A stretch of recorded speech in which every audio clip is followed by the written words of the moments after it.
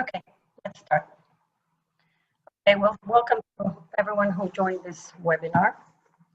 My name is Paloma Tejada. I think most of you know me. I'm Director of Rare Diseases International. The reason why we organized this webinar, the main reason, is to inform you about the upcoming legal incorporation of RDI. This is a very important moment in the history of RDI this year, 2018. We also want to go over the statutes with you that will be submitted to the French authorities for legal incorporation.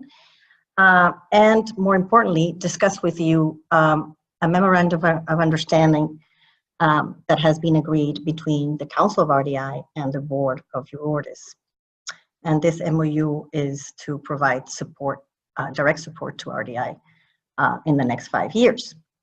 So this is the main objective of the webinar. I will also take the opportunity to go over the action plan for this year and get your feedback. So thank you for joining us. I will explain a little more about the action plan and how the legal incorporation is included in this action plan. And then I'll pass on the microphone to Zoe Alahusu, who is the Deputy to the Chief Executive Officer of Eurordis, and who will be explaining the statutes and the MOU to you in more detail.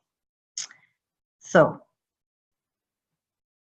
to start with the action plan and how the legal incorporation has been thought of in this action plan, we have to go back to the strategic priorities of RDI.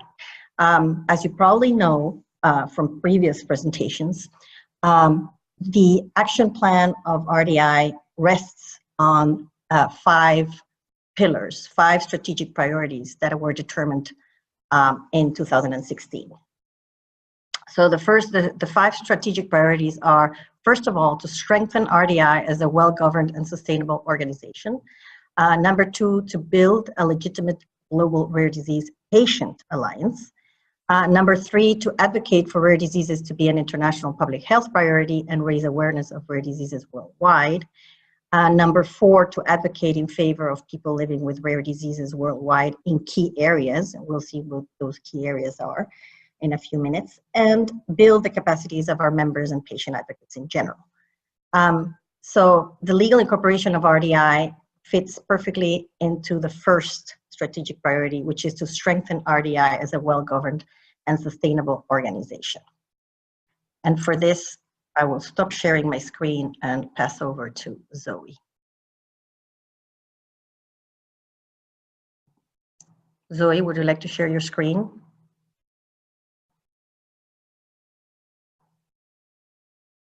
Yeah, we can see it. Thank you.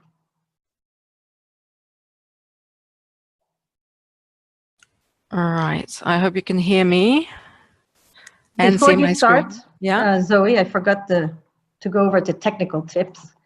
It's quite straightforward, but if you want to make a comment or ask a question, click on the little hands icon, and the technical host will give you the right to speak. Make sure your mute microphone button is on.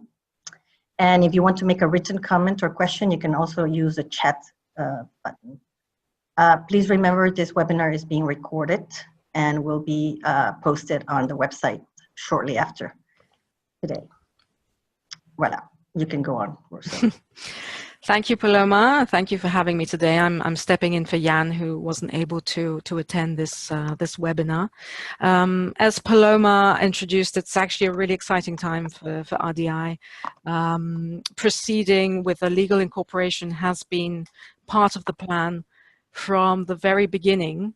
It was never defined when we would proceed with independence, but following several discussions last year with the Council of RDI and with the Board of Directors of Eurordis, we decided that now is the perfect opportunity to go ahead with it, precisely because we do have a governance structure in place, the Council of RDI with the regular elections, the regular membership meetings, and a growing membership base now with 49 members.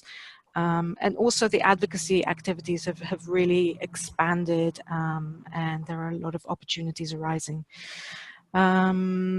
So yes, so the decision was that we would proceed with the legal incorporation. Now we had a bit of a discussion as to where we wanted to proceed with the incorporation, and we decided that we'd go ahead with France simply because it's the easiest option. It's where Eurodis has its legal headquarters, and we're quite familiar with the process. So it seemed a no-brainer. The timeline so far, so as you probably know, it's on the agenda for adoption by the members of Rare Disease International during the membership meeting, which will be held in May, in a few weeks actually. And then following that, what we will do is translate the statutes into French and submit them to the French authorities by September for legal incorporation. And we estimate that the process will take us to January 2019. So from January, we can truly start with an independent RDI.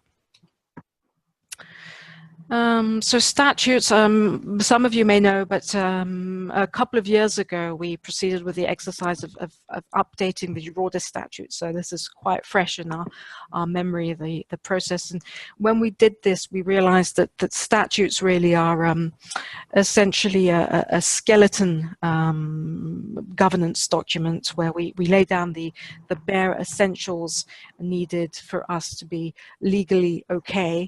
And once that structure is put into place, there's a separate set of bylaws that describe the detailed processes by which an organization is governed. So we tried to keep the statutes to the bare essentials, and the document that has been circulated, I believe you've all received it, is a combination of the Eurodis statutes, which fulfill the legal requirements for an incorporation in France, but also incorporate details from the bylaws that were developed by the Council of Rare Disease International and its members, I believe 2 years ago. So it's a combination of those two documents, but really trying to keep it on the brief side. And following that, as I will touch upon in a bit, the idea is to develop separate bylaws based on the pre-existing document. So the statutes as they are now consist of various articles, as they're mentioned here, so objectives, means of action, membership, the governing council, etc. So I won't go over them in much detail, but just to say that in various locations in the actual statutes, you will see in bold and italics where we mention that further details are provided in the RDI bylaws. So the bylaws are on the to-do list of the council for this year. So following the adoption of the statutes, the council will proceed with a revision of the bylaws document. The council will also work on the annual activity and financial report for 2017 and the annual work program for 2018. So those will be presented to you at the May membership meeting, and we'll work on developing a policy of declaration of potential conflict of interest. Now, coming to the important part, which is financial sustainability. So Paloma and I have been implicated in RDI since the very beginning, since its adoption by the Board of Directors of Eurodis in 2012. So obviously proceeding with independence is a big step, both for Eurodis and for Rare Disease International. So it's not going to be a clear-cut break. Following discussions with the Board of Directors of Eurodis and with the Council of RDI, the decision was made to sign a memorandum of understanding that would provide some support and sustainability to RDI by Eurodis for the next 5 years. So there is a transition period in 2018 during which Eurodis agrees to provide support to raise funds. So we have engaged a part-time financial consultant who will be working to raise RDI funds, particularly from health corporates and potentially from other sources. And once Rare Diseases International becomes independent, so the idea is from January 2019, RDI will become responsible for raising its own resources and covering its direct expenses. However, Eurodis will engage to continue to provide several professional services for 2019 up until 2023, so for the next 5 years. What sort of services? So we will continue to employ one full-time staff solely dedicated to Rare Disease International. That's Paloma, the RDI director, and we will also provide support from other staff. So from the financial and administrative service team who will manage the accounts of RDI. Also the public affairs staff will assist in advocacy, the communications team who will continue to maintain and update the website, and Eurodis will continue to provide the hosting for the website. So this in-kind contribution will be included in the financial accounts. Yes, I already touched upon the corporate support. We will also value the volunteer time dedicated to RDI, and for cash flow, the direct expenses will be expected to be made from the cash in bank. We will not make cash advances, but there may be exceptional circumstances, at which point Eurodis could make an exception for an advance. And that's it for the bylaws and statutes and MOU. So if there are any questions, do we take questions now, Paloma? Or? Yes, I think it would be good. We've had 2 more people joining. All right. If anyone has comments or questions. I think I'll stop sharing my screen now.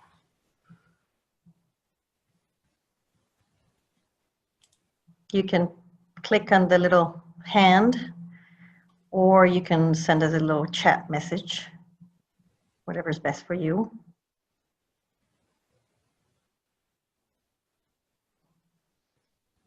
This will be presented again in Vienna on the 10th of May. This is just to give you a preview and to collect your feedback, if any. No? Okay. Okay. Anyone? Oh, I see a chat. Till now, no. Okay. Okay. Okay. Thank you very much for having me. I'm afraid I'm going to have to leave you. Yes. And good Thanks, luck for the rest of the meeting. Bye from me. Thanks, Zoe. Bye. Okay, so I will go on with the second pillar of the action plan. Can you see my screen? Okay, so the second pillar is to build a legitimate global alliance. And in order to do this, of course, we need a very solid quality membership base. So the plan for 2018 is to expand our membership base. We currently have 50 member patient organizations on board. We are looking to recruit more members this year. We will target specific national alliances and specific international federations that we think meet the criteria and add quality to the global alliance. Those are the ones that you can see on the slide, but of course there will be others that will be added as opportunities arise. If you know of any organization that meets the criteria and would like to join the network, please put them in contact with us. This year we'll be more proactive in approaching directly eligible organizations, and council members will also recruit actively. So we're really looking to give it a push and to recruit more members this year. In terms of internal organization of the network, we will continue, obviously, organizing an annual meeting. We have, since the launch of RDI in 2015, been able to organize a meeting, usually as a satellite to another meeting. This time, it will be the day before the European conference on the 10th of May. And we call it the annual meeting because part of it is reserved to members only. So it's a membership meeting with the General Assembly. That's where the statutes will be adopted. But the second part of the meeting is open to anyone willing to or understand better what we do or be involved in our activities. It is also open to our donors. This year we'll have an information stand that we will share with other Eurordis initiatives. So on the 11th of May, there will be a stand, information stand for RDI at the European conference. We will have more regular emailings to our members, organize more webinars of this type on specific topics of advocacy interest. And we're looking into launching in the second part of the year, Facebook Workplace, so a forum or an online space for our members to share and exchange information. And that will be an added value to the website. In terms of external activities to build this global alliance, we will pursue strategic partnerships with mainly Orphanet. We will work with Orphanet on a very important project, which is a project that they are involved in to come up with more robust figures, global figures on rare diseases that we will be able to communicate widely. This is an important part of the work we'll be doing with Orphanet this year. We also are looking into working with Orphanet on the WHO coding and classification of rare diseases, which has been going on for a long time. We would like RDI to have an input and to be able to push forward that project, and also identification of centers of expertise together with Orphanet. We are also looking to involve Orphanet in a white paper that we would like to put out on disability and rare diseases. The other partner that we will pursue actively, the other partnership that we will pursue actively is with the International Rare Disease Research Consortium, IRDIRC. As you probably know, IRDIRC has a patient advocates committee, and I will tell you a little later how RDI will get involved in that patient advocates committee.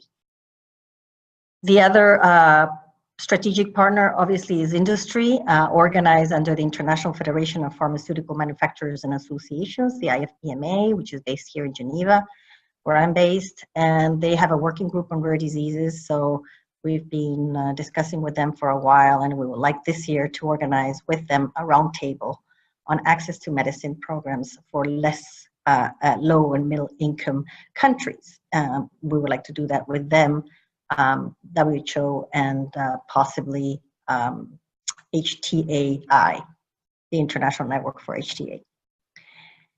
We will not pursue the renewal of the MOU with ICORD or with the Black Swan Foundation. These are two MOUs that we had signed with these two organizations that expired last year, and they will not be renewed. In terms of the third pillar, which is probably the most important one, advocating for rare diseases to be an international public health priority and raising awareness on rare diseases. The current focus is to place rare diseases in the UN Sustainable Development Goals 2030 agenda with the guiding principle of leaving no one behind. And we're going to do this with the relevant political institutions and UN bodies. This year, the ones that we're targeting are the Economic and Social Council, ECOSOC, the Human Rights Council, possibly the Convention on State Parties to the Convention on the Rights of Persons and Persons with Disabilities, the World Health Organization, very much so, and the UN General Assembly Third Committee. I will explain that in more detail later. In terms of method, the idea is to develop, this is ongoing, developing relations in each of these institutions with, for example, the UN Special Rapporteurs on Health and the UN Special Rapporteur on Disability, and also develop relations with the directors and staff at the WHO, ECOSOC, the Division of Social Affairs at the ECOSOC, and technical staff in these UN bodies. We will also we also have as an objective to produce at least one position paper this year and have contribute to other reports and make statements. We would like to organize side events as well to the WHO, the Human Rights Council, and maybe other instances of the United Nations. And for this, we're advocating already permanent missions in the UN, to the UN in Geneva and New York. We're doing this actively since last year. And the way we do it is by mobilizing national alliances, which are members of RDI, so that they obtain political support from the counterparts of these permanent missions at their ministries of health and ministries of foreign affairs and other relevant ministries in their own countries. And some of you in this call have been helping us actively to do exactly this. In terms of equipping ourselves or getting equipped to undertake this advocacy work, we launched last year a call for expressions of interest for members to join an RDI Advocacy Committee, so that the Advocacy Committee has been set up. There is currently 16 patient reps from member organizations sitting in that committee.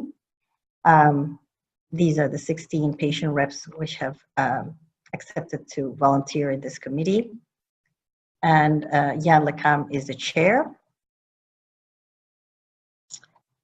We have terms of reference for this committee. We have a policy on adoption of positions, and we have already discussed some contributions that we will make to some reports of UN agencies.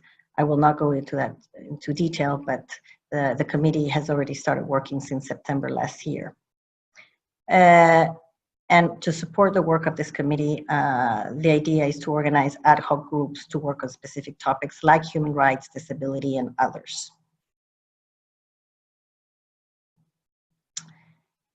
Another vehicle to undertake the advocacy work that we have set ourselves to do is the NGO Committee for Rare Diseases. So for those who don't know, the NGO Committee for Rare Diseases was launched at the end of 2016. It's a substantive committee of the Conference of NGOs in consultative status with the United Nations, and it was formed to promote multi-stakeholder collaboration and actions for rare diseases within the United Nations system. So it's a multi-stakeholder collaboration, a multi-stakeholder committee, and RDI represents patients in this committee. And RDI will be the engine behind this committee and has been for the past few months.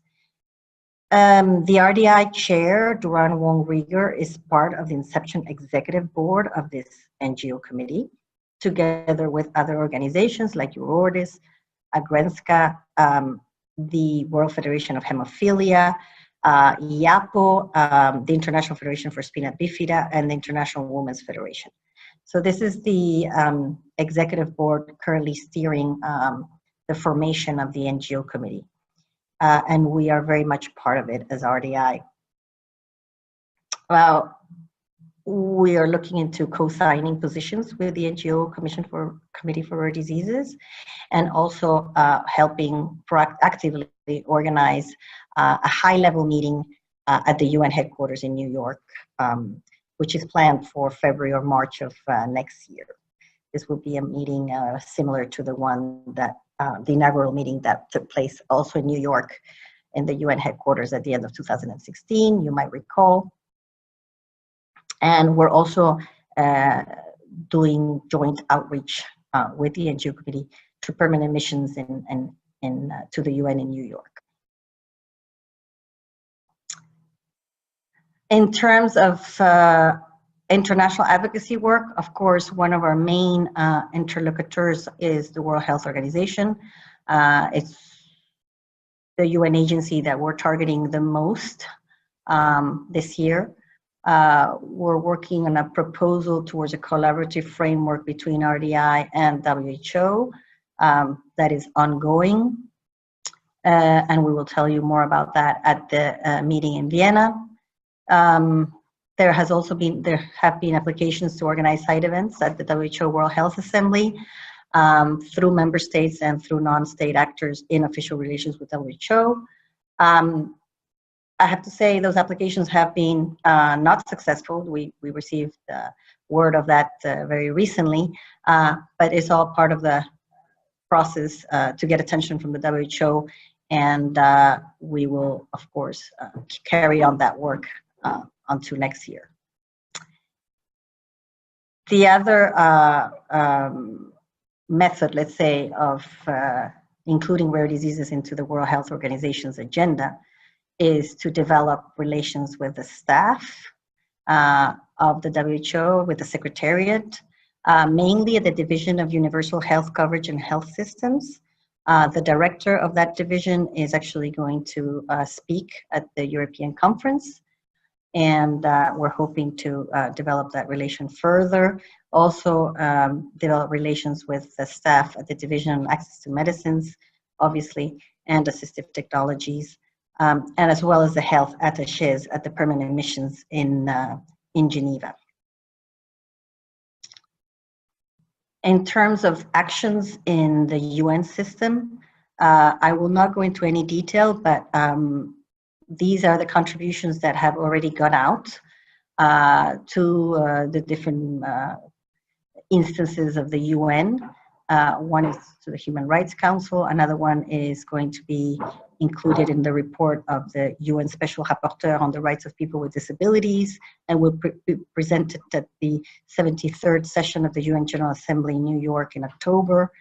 We're looking, although it's uncertain, to also include rare diseases in the Declaration of the Prevention and Control of Non-Communicable Diseases at their third high-level meeting in September in New York. And we're also going to have participate actively in the NGO committee high-level meeting in February, March next year, as I told you before. We're also EURORDIS has applied to have the NGO consultative status with ECOSOC. So through EURORDIS, RDI will also be able to enjoy that consultative status, and through other members like TIF and Agrenska, who also have this consultative status. It takes 3 years minimum to get it. It's a long process, and RDI is not a legal entity, so it cannot apply for this consultative status for the time being. And this is one of the reasons why the Council decided to accelerate the legal incorporation of RDI, so that RDI could actually start applying to these kind of consultative status with the UN agencies.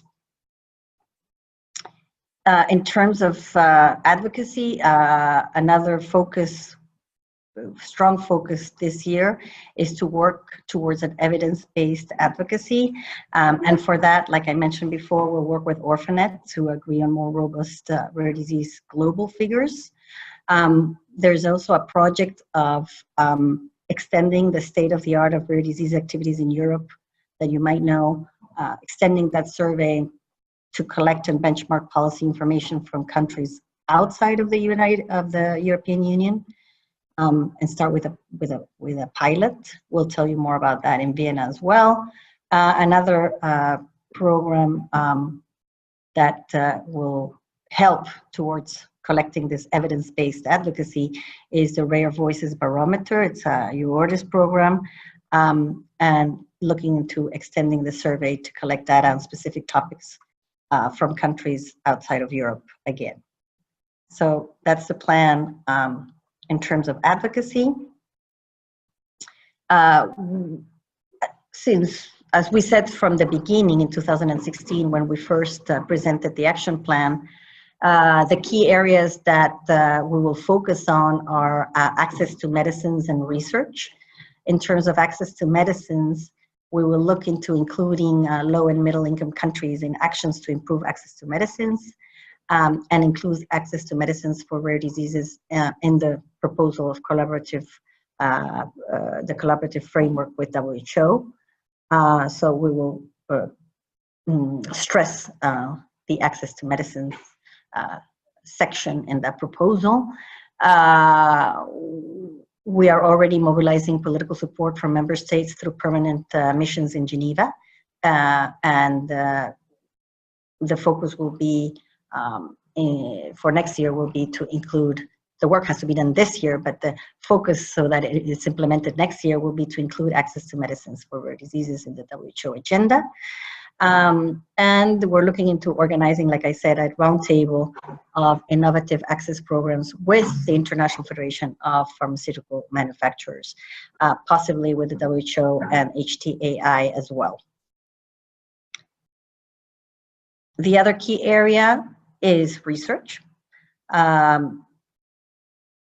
We have applied to become a member of IRDIRC, the International Rare Disease Research Consortium.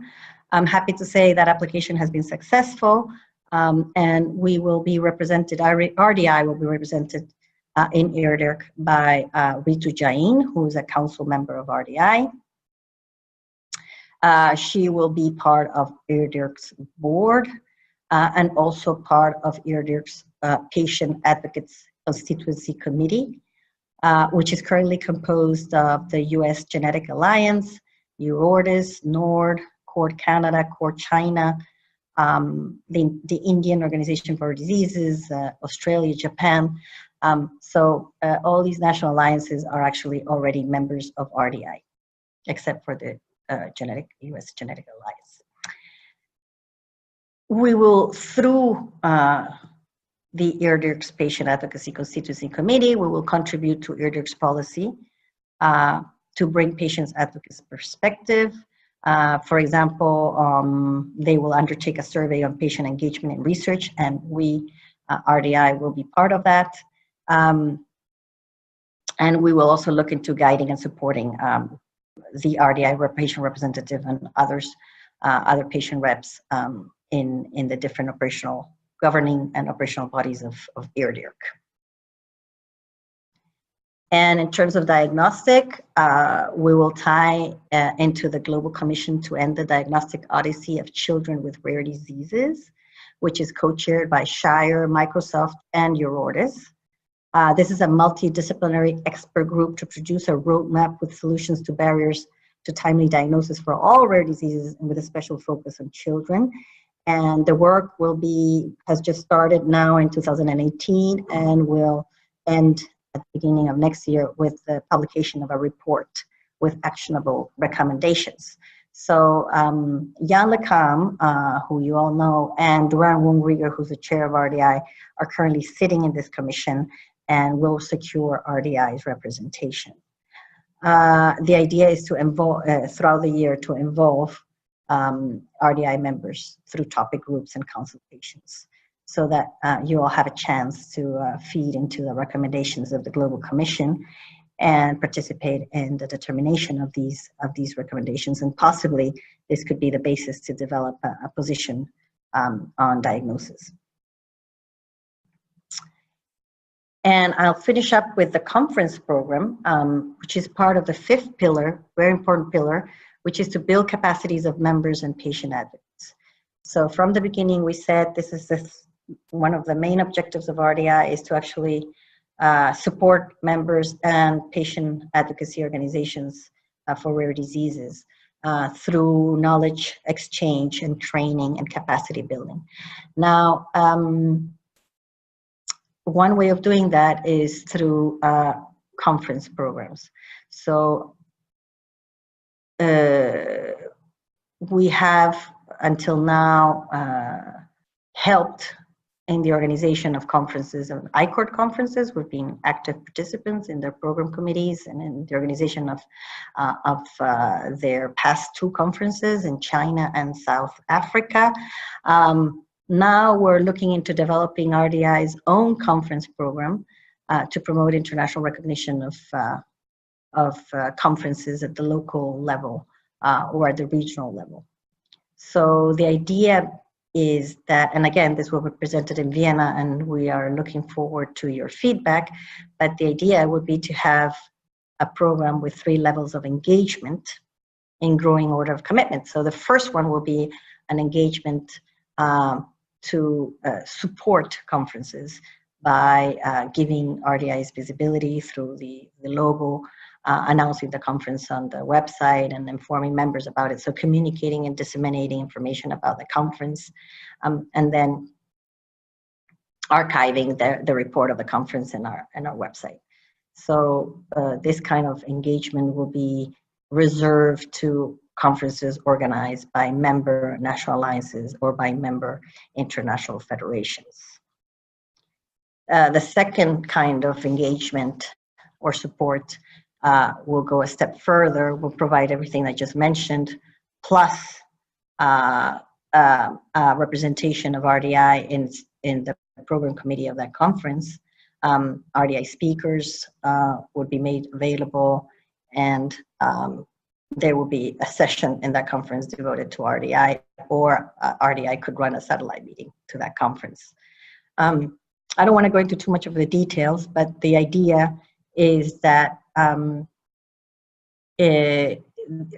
will be supporting any conference that has an international dimension, as long as it fits some criteria, and as long as we can agree on the level of support that is requested. So the second level of support would be for example, conferences like the European Conference, the Nord Summit, or the World Orphan Drug Congress, maybe a NEARDER conference or an ISPOR conference. There are many possibilities. And the third one is full-on co-organization of a conference. So in that case, RDI would provide financial support to speakers and fellowships. That will be the more support, the most support that RDI could give to a conference. But again, this is all open for debate. And I will finish off with the idea of starting an RDI capacity building fellowship program this year, which is something that the Council feels will enhance greatly the capacity building objective of RDI. This is the action plan in a nutshell. If you have questions or comments, please don't hesitate. And again, this webinar will be recorded, and you can also send me questions and comments by email.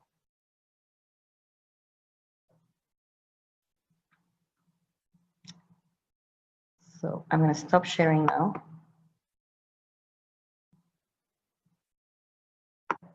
And raise your hand if you would like to say something. Or you can send us a chat.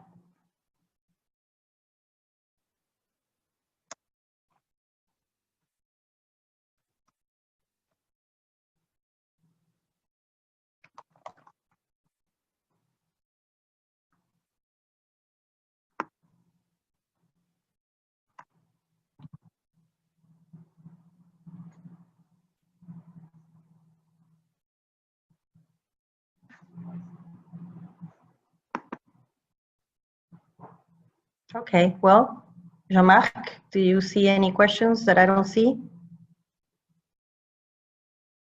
No, I don't know. Okay.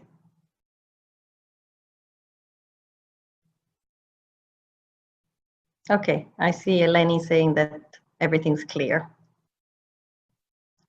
Okay, so I think I'll stop here. I'm looking forward to elaborating on this in the meeting in Vienna. The meeting in Vienna will be live streamed as well, and you will be able to also ask questions via Twitter. that day for the ones who are not able to attend.